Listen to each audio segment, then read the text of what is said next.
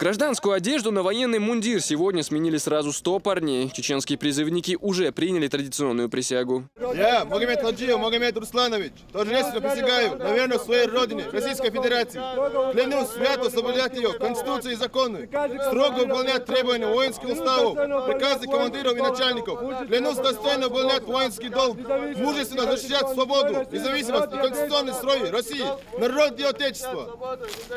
За своеобразным посвящением внимательно наблюдают родные и близкие солдат. Среди почетных зрителей Петма Дишиева, она бабушка сразу 2 призывников. Своих внуков она отпускает с тяжелым сердцем, но при этом убеждена, что долг каждого мужчины служить родине.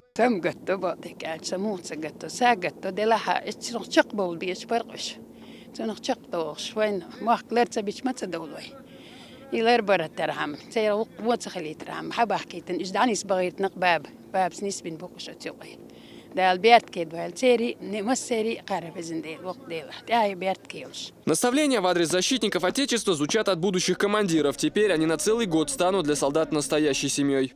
Поздравляю вас и учебную роту к приведениям присяги.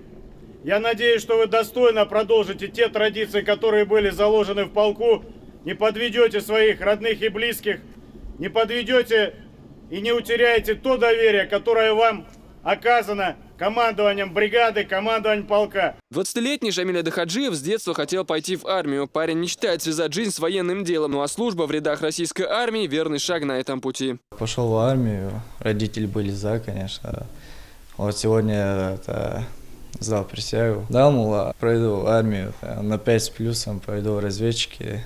У меня такая цель – набираться опыта с каждым днем больше, чтобы подавать пример людям, народу. Все солдаты этого призыва будут служить на территории 141-го специального моторизованного полка имени Героя России Ахмата Хаджи Кадырова. Пока ребят ждет теоретический курс обучения. А уже через полгода они смогут пойти в спецназ или разведку. Асан Аль-Букаев, Мансур Саев, Расул Арцухаев и Зелем Закаев. Новости.